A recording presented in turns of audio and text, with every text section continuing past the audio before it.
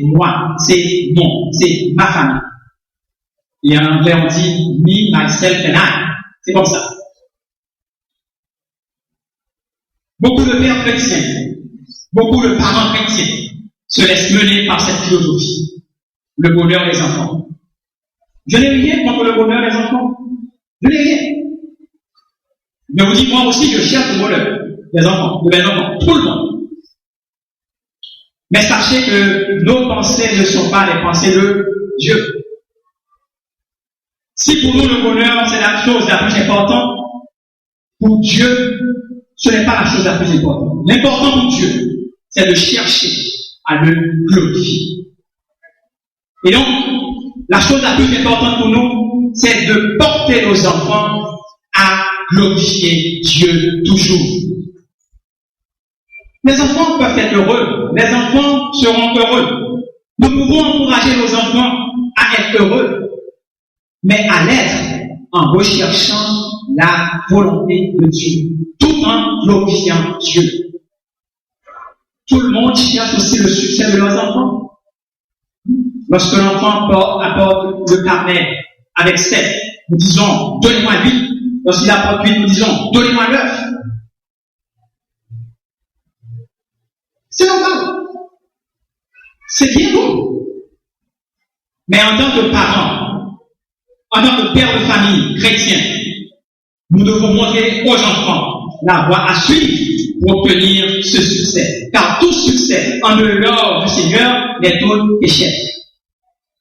Le livre de Josué, chapitre 1, verset 8, nous dit que ce livre de la loi ne s'éloigne pas de ta bouche, médite-le jour et nuit pour agir fidèlement selon tout ce qui est écrit.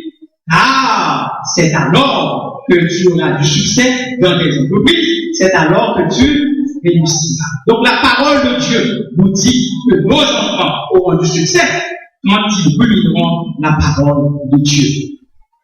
Ce matin, cher papa, que l'on fête chez vous, que l'on vous fête chez vous ou pas, que vous soyez considérés ou pas, vous n'avez pas à vous plaindre.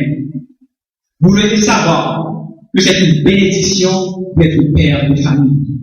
Et comme toute bénédiction est accompagnée de responsabilités, vous avez tout devoir de répondre à vos responsabilités et de l'être fiers. Si ce matin on n'a pas été le papa en or qu'on aurait dû être, est-ce fini pour autant? Non, ce n'est pas fini. Nous allons nous donner une nouvelle chance. Et je demande à chaque épouse ce matin, à chaque enfant ce matin, de donner une nouvelle chance au papa. Nous avons affaire à un Dieu qui relève, à un Dieu qui prend toujours la chance de faire toutes choses nouvelles, et un Dieu qui donne toujours une nouvelle chance. Alors, cher papa, comme moi, prenons la décision ce matin de recommencer avec nos enfants, de recommencer avec notre femme. Et vous enfants qui m'écoutez, sachez que votre père est votre père.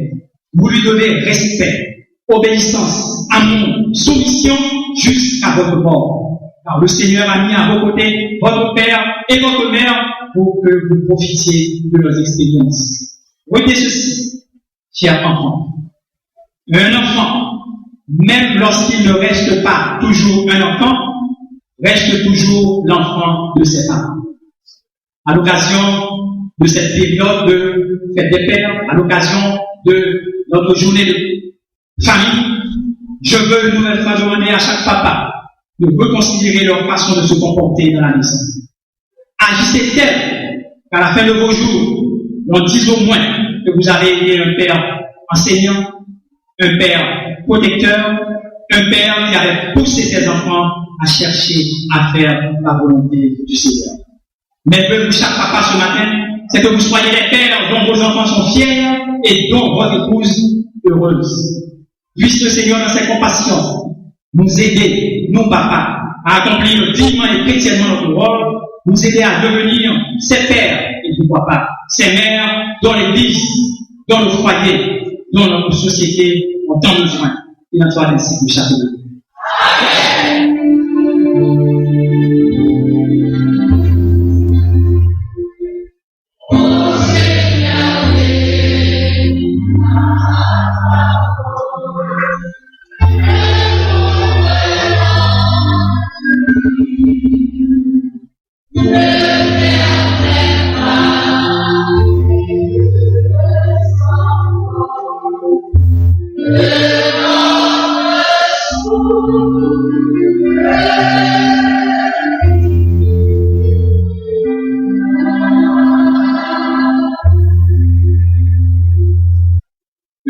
le Saint-Esprit, nous avions le bon dépôt de la parole entendue ce matin, et en particulier que nous soyons des papas enseignants, des papas protecteurs, mais aussi des papas qui poussent leurs enfants à accomplir la volonté du Seigneur. Nous allons, mes frères et mes sœurs et Christ, avancer vers la fin de ce culte, tout en ayant en tête la prédication du jour. Nous chantons « Venez au Sauveur charitable, c'est de mon cœur la grande désir. Seigneur, ta grâce est redoutable, qui ne veut pas la saisir.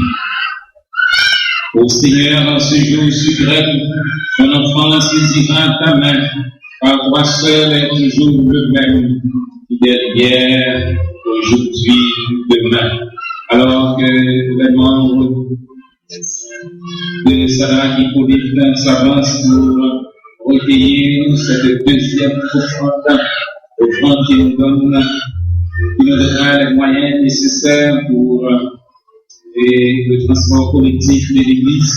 N'oubliez pas que l'opération de Yadoken est honnête de tout genre et s'il vous plaît, vos pièces de 20 centimes d'une goutte.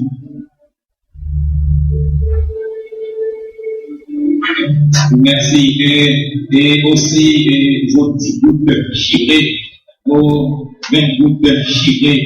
Et puis c'est ça qui pas bon, ou bien on va pas servir ensemble avec les côté, non bien moyen pour que nous capable et utiliser ces problèmes que nous ayons ce moyen nécessaire. 95 sur l'espérance édition française correspondant au 75 sur les ailes de la foi et partie populaire de numéro 212.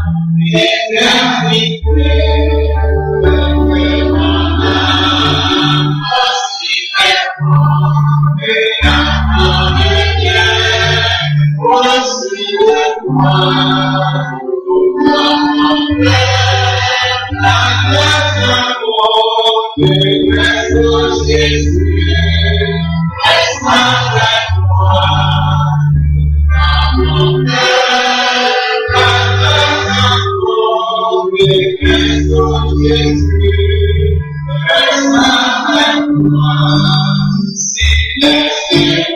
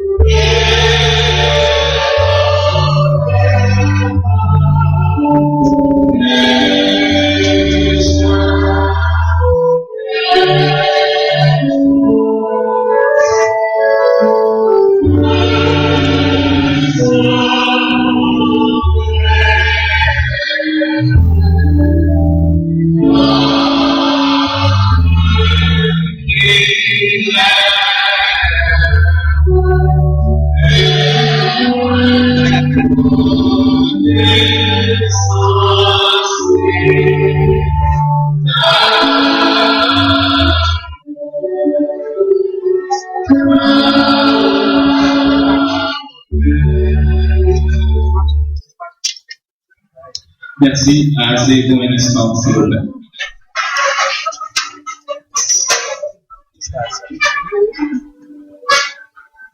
Vous pouvez faire un demi-cercle ici. Ok, ça va. Et chers parents, laissez-nous vous donner la lecture biblique pour cette belle circonstance. Et ces commandements que Dieu te donne aujourd'hui seront dans ton cœur. Tu les inculqueras à tes enfants et tu en parleras quand tu seras dans ta maison, quand tu iras en voyage, quand tu te coucheras et quand tu te lèveras. Dans le cours de l'année, Anne devint enceinte et elle enfanta un fils qu'elle nomma Samuel. Car, dit-elle, je l'ai demandé à l'Éternel. Quand elle m'eut sevré, elle me fit monter avec elle et prit 3 taureaux, un épha de farine et une autre de vin. Elle le mena dans la maison de l'Éternel à Shiloh. L'enfant était encore tout jeune. Ils égorgèrent les taureaux et ils conduisirent l'enfant à Élie. Anne dit, mon Seigneur, pardon, aussi vrai que ton âme vit, mon Seigneur, je suis cette femme qui me tenait ici près de toi pour prier l'Éternel.